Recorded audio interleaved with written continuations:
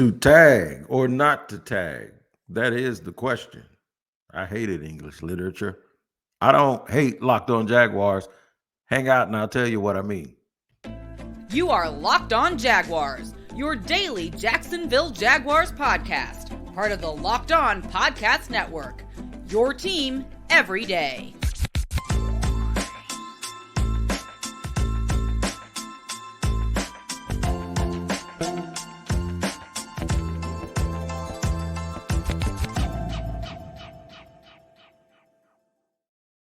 To tag or not to tag? That is the question. And the answer, I'll give it to you here on Locked On Jaguars, where it's your team every day. And we thank you for making us your first listen. I am Tony Wiggins, by the way, the host of the Locked On Jaguars podcast that you can also find on YouTube. Go over to YouTube, hit the subscribe button, hit the like button, hit that bell so you get notifications each and every time we drop an episode. Today's episode is brought to you by FanDuel. Make sure every moment is more. Right now, new customers get $150 in bonus bets with any winning $5 bet.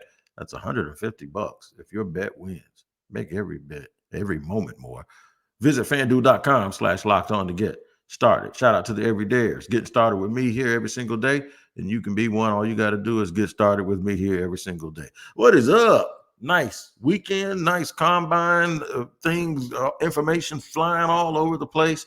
But the thing is, today is March 4th.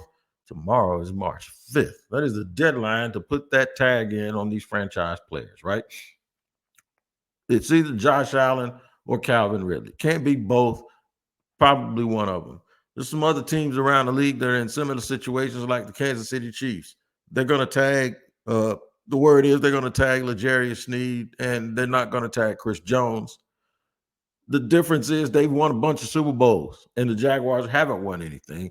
So we'll tag, we'll tag along. There you go. We'll tag along and talk about that too. There's a big difference. The Jaguars are in a tough situation because they're tagging and re-signing guys that have never done anything, and that's the whole objective, is to win anything, right? If I were Ridley or Calvin Ridley or Josh Allen, what would I do? What would I be thinking? It might be a little bit counter to what you want to hear as a fan, but sometimes it's just the way it works, and it's a business. So we'll talk about that. Thoughts on the combine? There's a reason why I put out a big board, a pre-combine big board, and I'm telling you, I think it held pretty strong. My man Amarius Mims showed up and showed out, right? I had him at number 12. A lot of people didn't have him that high. I got a lot of flack for it too, but I don't care because I know how they think, and I'll tell you why I put him that high, and I'll tell you how I feel about some other guys that were at the combine that I've been talking about for months. So let's just get into it. To tag or not to tag. Is it a question? I don't even know if it's a question. I think it may be more of duh, but who do you tag? The prevailing thought and the consensus amongst a lot of people, unanimous rather, would be that you tag Josh Allen. That you tag Josh Allen and try to work out a long-term deal with him. And then you hope for the best with Calvin Ridley in free agency. The fact that he's been here a year, he likes it. He likes Florida. He likes Trevor Lawrence. And that, hey, we'll match whatever somebody throws out there. I mean, pretty much the Jags sort of set this table a little bit with Calvin Ridley a couple of years ago. I'm not Calvin Ridley, Christian Kirk. And I know folks are going to say, well, Christian Kirk has proved he's worth whatever. No, he has. Chris Kirk's been great. He's been great. There's nothing to do with market value, though, right? At the time that he signed the contract. And I think that there's some GMs and some scouts and some personnel people around the league that are going like, okay, let's see. If they pay Christian Kirk $72 million over 4 years, and they let Calvin Ridley hit the market, and Ridley is their number one, what are they willing to do? You know, the normal rise in salaries from year to year says, okay, if it was the same thing, we'd go for a year, $80 million. But it's not. It's 2 years later. It's 2 years removed from that deal. So that's 4 years, maybe $90 million, right? Yeah, but Calvin Ridley's thought ought to be a little bit better player than Christian Kirk. He can do more stuff. So that's 4 years, maybe $100 million, right? At what point does it stop? At what point does it stop if you're the Jaguars, and do they get to the point where There's some wide receiver starved team or a team that thinks that you're just one guy away, especially a team that needs a B. Not I wouldn't say a number 2, but a 1B, right? And there are some teams out there that have they don't really have a 1A, like the 49ers. Who's the alpha receiver? Is it Debo or is it Ayuk? I think it's both. I think it's whoever's open, right? So in terms of that, that's something that we really do have to pay attention to. I mean, this is what happens when you get put in these situations. The market can be pretty crazy, right? And there may be a team out there that says, you know what, we're a Calvin Ridley away from making this. And the team you have to watch out for is if there's a team that's a young team, or not a young team, but a team whose best receiver is a young guy, like he's on a rookie deal. Find those teams that have a wide receiver that are pretty good right now, and they already have a wide receiver under contract who's not making a boatload of money, because you're not going to see those teams that have a dude, like you're not going to see a team like Minnesota that has a guy making a boatload of money and then they're going to sign another one, right? It's hard to imagine that Buffalo would do that. Buffalo would probably go young because they already have an alpha receiver who makes a ton of money, even though they still have a need at wide receiver. I think you have to look at teams like Carolina that have a glaring need at wide receiver, but they also need other stuff, and they don't have a first round pick. So that's a team that's severely handicapped because they don't have a first round pick to address major needs with. In this case, it would be the number 1 overall pick, and you'd have to think if they had it, they'd take Marvin Harrison Jr., but they don't. So the thing is how does a team like that get better when they have so many needs and they have a glaring need to want to help their young quarterback? This is a watch out for them when it comes to Calvin Ridley situation. That's just the way that I believe. I don't know what their cap situation is, but we know teams can get around that a little bit. I think New Orleans may move on from Michael Thomas. So there's another team. They always seem like they find cap space somewhere. There's another team that needs a number 1 type receiver to help their quarterback. So you just really have to watch. And you got to watch the interdivision teams too, with the exception of maybe Indianapolis. I think both Tennessee as well as Houston, that has their best receiver is a young guy, in my opinion, in Tank Dell. You got to watch those types of teams. So that's why it's dangerous to allow Calvin Ridley to get out there. And the only way you could keep him from going is to tag him. But that would mean you'd have to work out a deal with Josh Allen. And you just don't let a 26-year-old pass rusher hit the market. It's just not something that you do. So there's a sunken cost thing when you want to think about it too. Like, okay, it really gets away. That means we gave up a 3rd round pick for half a season or for 1 full season, which, look, I get it. That it ain't like you're gonna break out and start crying over a 3rd and a 4th round pick when you just got to look-see, right? And then you're not going to overpay him just because you'd already given up those picks. That just doesn't make sense. So the thing is they have to establish what he's worth. The good news for the Jaguars is this is a good draft to get another wide receiver. It's a bad free agent wide receiver market. It's a good draft to get a wide receiver. Another good thing for the Jaguars is it looks like Mike Evans is going to be free. So maybe the teams that would look, with the exception of Carolina, because Mike is older, and I think Mike wants to play with an established quarterback. Kansas City's a threat, but the thing is though, at least the other receiver out there, and T. Higgins is going to get tagged. So maybe those teams that want to trade for T. Higgins would say, we'll look to Calvin Ridley, because guess what? We don't have to give up any compensation for him, right? And we can keep that.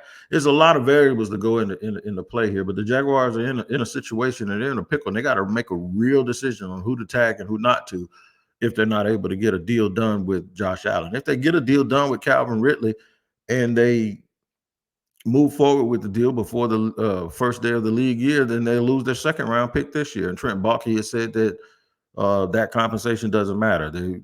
Keeping the player is the most important thing. And I believe that probably when I see a pig fly, but it's just the way it is, man. And that's what's going on right now. If I were Josh Allen or Calvin Ridley, how would I feel? How would I feel, and what would I do? It's a good question. I'm going to answer it here. in just a second. Segment number 2 on Locked On Jaguars. But first, I have to let you know about today's sponsor, which is FanDuel. Basketball is going crazy, man, and these teams are doing things that you might not expect. If you read up on FanDuel, though, you'll get all the information where you won't be surprised by the unexpected. You can get buckets with your first bet on FanDuel, America's #1 sports book, because right now new customers get $150 in bonus bets with any winning $5 bet. It's $150 if your bet wins. Bet on all your favorite NBA players and teams with quick bets, live same-game parlays, exclusive props, and more. Just visit FanDuel.com/lockedon and shoot your shot. FanDuel, official sportsbook partner of the NBA.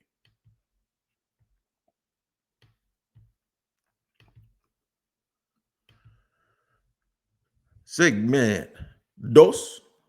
That's my attempt at a little bit of Spanish. Segment number 2, right here on Locked On Jaguars. We're at your team every day, and we always thank you for making us your first listen. To tag or not to tag, we've already talked about a couple of the scenarios, what would happen if they tag who and how, and if it would be easier to tag this person or that person. Now, what about the culprits, the people that we're talking about, the subjects here, the guys that we're talking about that may be tagged and may not be tagged? What are they thinking, and how would you feel?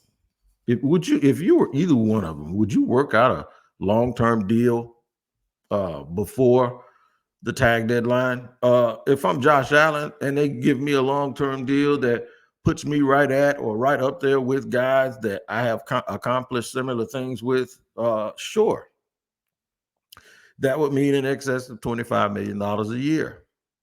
And the per year amount, I don't really too much worry about that. As much as what I really focus on is the guaranteed money amount. And that's going to be the key, the guaranteed money. The Jaguars have to make a decision and decide this. And this is where you have to use the bathroom and get off the pot. Is he a $25 million per year player? Or if I have a number, let's just say it's $80 million, if that's the guaranteed money. Is he an $80 million? Is he the type of person I want to put $80 million into? Well, he played hurt last year. He was banged up, but he kept pushing for the team, trying to make a playoff run. It ended up with 17 and a half sacks. Doesn't get in any trouble off the field, always in shape, all of those things. Every accolade and every nice adjective and every positive coach speak adjective you want to put on a player, Josh Allen deserves it, right? He's also a good human being, a good man, a good person. Does that mean he equals $25 million? No, it doesn't. And I'm not upset and I'm not complaining that the Jaguars have slow played this to the point where they pushed it all the way to the point where they have pushed it. And I'm not saying that question isn't a valid and legitimate question. Here's my issue with the Jaguars. You got to know that. And you have to be proactive and respond and take the criticism that you think they act like they're so good at taking criticism, but they don't take criticism for things that they could do prematurely. Instead of getting here at this situation saying, damn, he earned it. He gambled on himself and he earned his money, right? So either we got to pay him or we don't have to pay him. But you want to, you're thinking that the Jags are saying, okay, we'll tag him if we don't get a deal done. We'll take another look for another year. And at some point, just like they have convictions about the guys that they draft, they have to have convictions about the guys that are on the team and know before it gets to this situation and know before fans and be very proactive and very deliberate and very intentional in their approach. What happened is you played a hand that you didn't know you liked, and then you kind of saw a card that you kind of did, and now another card came, and now you're stuck, and you and another guy sitting at the poker table, and y'all are looking at each other, and he just might have you beat. He might have had you beat from the very beginning. But because you stuck around long enough with this okay hand that turned into something, now you're sitting there thinking that you're bigger than you really are. Well, guess what happens?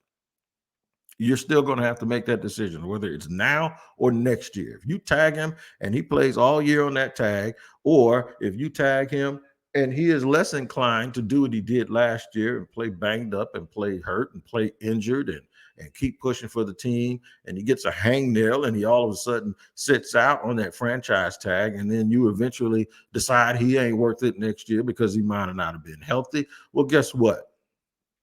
You still lose if you're the Jacksonville Jaguars.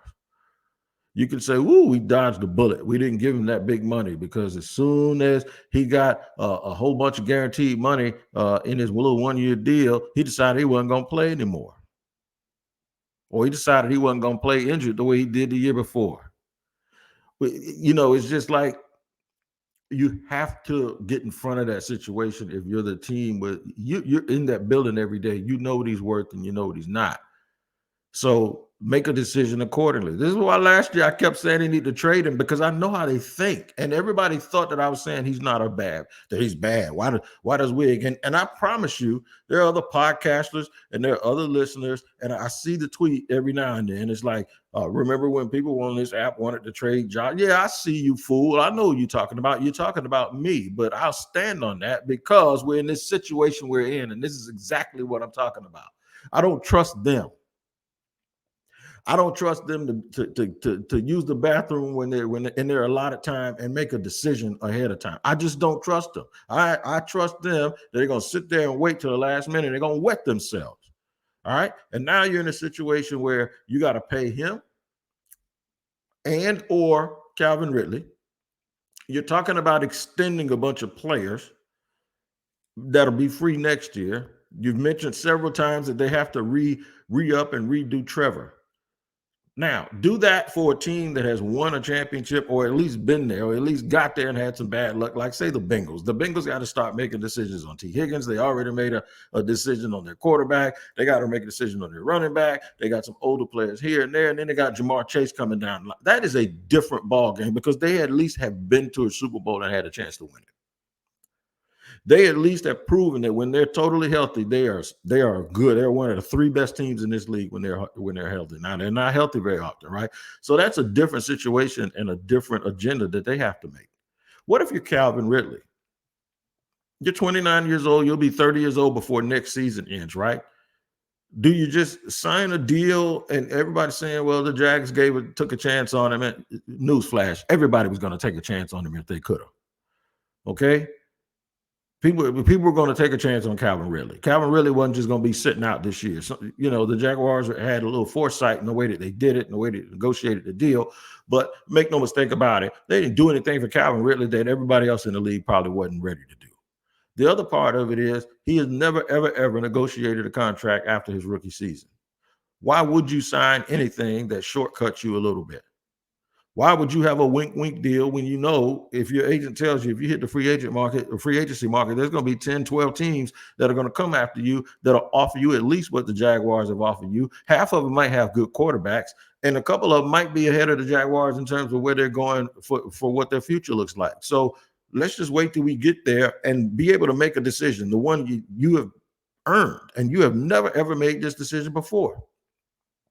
And could teams be willing to come through and try to outbid the Jaguars because of the way they perceived the Jaguars sort of reset the wide receiver market a couple of years ago? Maybe. It very well could be, maybe. But this is the point where the Jaguars have to really take care of themselves, and you have to get in front of it. You have to know his value. You have to know Josh's value. Not just the value to you, but the value that they have, period. And decide whether you're going to be a team that overpays or doesn't overpay. You have to have a plan, whether or not one of these guys comes back, whether or not both of them leave. Both of them ain't going to leave because they can prevent that. But this is on them. This is on them for having to be in a situation they're making decisions like they're paying dues, and these dudes have already won stuff and accomplished stuff. But this is what happens when you're not a good team, and this is what happens when you don't get ahead of things. And I call that thing napkin in a windstorm, remember? It's like wherever the wind blows and when it stops, wherever that napkin is, that's the Jaguars, right? That's where they end up because they're never deliberate, intentional, or proactive on anything. So now what you're going to get a situation where there's no way that they're going to not get the worst end of these deals. Even if they bring them both back, they're going to probably have to overpay them because they put themselves in this situation. Thoughts on the combine and why I took a little bit of a celebratory lap about that said combine. I'll tell you what I mean by that in just a second here on Locked On Jaguars. Today's show is sponsored and brought to you by BetterHelp. Time management is so important. And believe it or not, it's a source of stress. I know when there's things that you feel like you need to do, things that you want to do, and sometimes you run out of time to take care of the person who's thinking about all of those things, and that's you. And you can be overwhelmed. Therapy helps. I'm telling you, man, therapy isn't just to drag you out of holes from emotional things that happen to you, loss of life, loss of job, unemployment, all that kind of stuff. It also is when things are going right and you need to keep them going the correct way, and your time is very important. Learn to make time for what makes you happy with BetterHelp, especially if you're thinking about starting therapy. It's entirely online, designed to be convenient and flexible. Visit BetterHelp.com/lockedon today to get 10% off your first month. That's BetterHelp, HELP.com/lockedon to get 10% off your first month.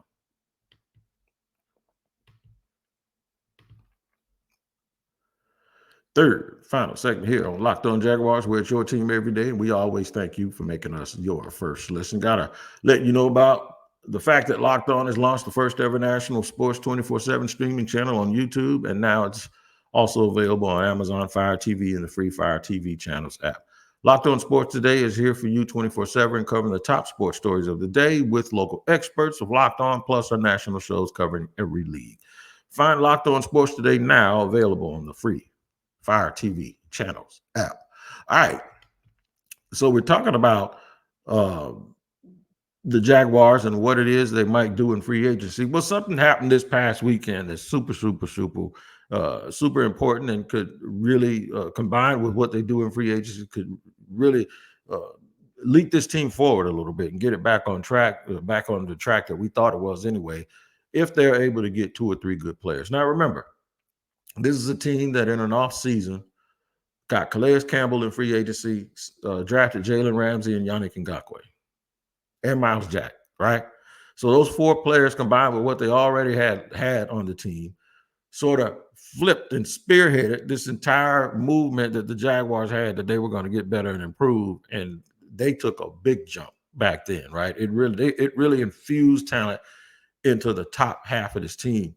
And, you know, people always think you have to lift the floor. No, sometimes you got to raise the roof, right? Raise the roof and inject stuff right in the middle so that, you know, it rises and then the rest of the stuff, the bad parts get pushed out. And that's what happened in 2016. Well, you know what? They got a chance to do it again this year because they're going to really have most of their core players back, you know, with the exception of a few moves that I think they can make. And we talked about retaining their free agents. They're not going to lose both of their prime free agents in free agency. I do think they make some other cuts to trim some stuff off the roster.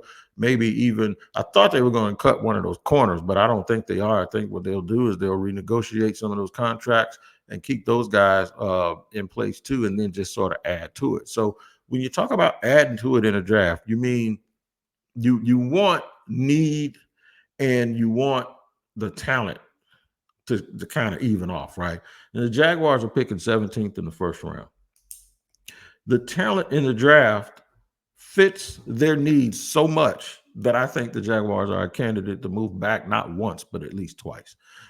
I would not move up. I keep hearing and seeing reports that they talked to Rome Odunze, who they should have been talking to because he's just that good, but I think he's going to be gone. I think Amarius Mims, who turned it out. Odunze, I had number 3 on my board, and I ain't moving him, right? I had Amarius Mims at 12 overall, and I'm not moving him. I might move him up, if anything. Those are some impressive guys. The University of Texas and Florida State and Penn State, those teams had guys that really, really showed up and did really, really good at the combine. Lots of good DBs that can be found in the second and third and maybe even the fourth round, guys that really, really fit what the Jaguars want to do, play man-to-man. Lots of big people on the offensive line. Could you take like Amarius Mims and play him at left guard for a year before you move him out to right tackle? He's a little bit tall, but I don't know. But all I'm telling you is this. There was once a dream that I had a couple of weeks back, maybe a month back, that I actually talked about on air. It's the day that I used Amarius Mims as my thumbnail on the podcast. And I had this dream when Trent Baalke says we're not big and physical. So I had this dream that they were going to move on from Cam Robinson, right? And they were going to put Anton Harrison over at left tackle. And then I had this vision that if they knew they were going to do that, then they get rid of Brandon Scherf, let him go and finish out his career somewhere else, save that cap space. And then his vision just got even better that they signed Robert Hunt, all 6'6", 337 pounds of Robert Hunt to play right guard. And then they drafted Marius Mims, all 6'7", 6'8", maybe 340 pounds. And now this narrative that they're not physical and big, it starts to sort of go away a little bit. And maybe your quarterback starts to feel real good about himself, right? And maybe ETN starts to realize he's going to have some giant holes over there because those guys could just line up and go boo, and the whole side of the offensive line would fall. And I know I'm just joking when I say that, but I thought the Jaguars may even be able to go back into free agency if they didn't keep Ezra Cleveland and maybe use that pick to sign a guy who can play guard and center, a veteran, right? To push Luke Fortner competition wise. And if he doesn't move him out of the way, was versatile enough to play guard, right? I'm just thinking about how do the Jaguars help themselves? And then I look at the draft and everything that they need is right there. You have big offensive linemen, interior and tackles, fabulous defensive tackles, Braden Fisk, Tavondre Sweat, all of these guys, man, that just showed up and looked the part, right? Rook Ororo, all of these cats that just look like they can really, really help this team become more physical at the point of attack. And then you had the wide receivers who all showed different skill sets. Xavier Leggett, Keon Coleman with his body control. I know he didn't have the 40 people want, but he kind of puts me in the mind of that Des Bryant, that Mike Williams type who can go up and fight for ball. But that body control shows you what type of football player he is when everything's moving, like he can walk and chew gum at the same time. But the other receivers, even the ones that, we won't get to, I wanted all the quarterbacks. I was glad J.J. McCarthy played well because that puts maybe another guy in front of the Jaguars, right? So if the Jaguars are picking 17th, that maybe that pick turns into 11th because 5 or 6 of the dudes they weren't taking anyway. They ain't taking a tight end and they ain't taking a quarterback, right? So now you start to get moved up a little bit and where you're able to find a guy that you can really, really use to help this team. This is where I think they need to think about moving back.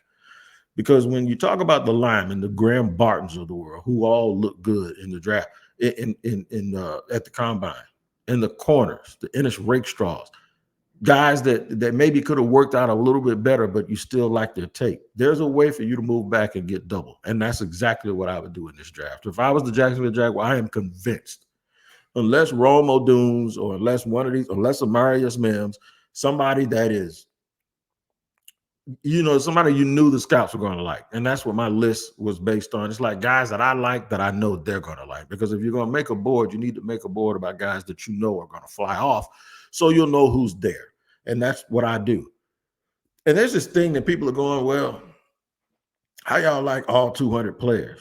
Well, your team likes all 200 players. Your team likes more players than there's going to be draft picks. I hope y'all know that. When the team sits there and comes up with the undrafted free agents, those aren't just guys that just pick out of the, just throw a whole bunch of names in a bag and shake it. Those are dudes that they like, that they thought, had very, very good traits that might be there, that might not be there. If teams don't like 7th round picks, then the 49ers, you tell me they didn't like Brock Purdy, and somebody will say, well, they liked him. Why didn't they take him a draft 2 or 3 rounds early? Because that's not the way the process works. Every drafted player had something the teams like. Everybody who's an undrafted free agent that they bring into camp, there's something about those guys that they liked.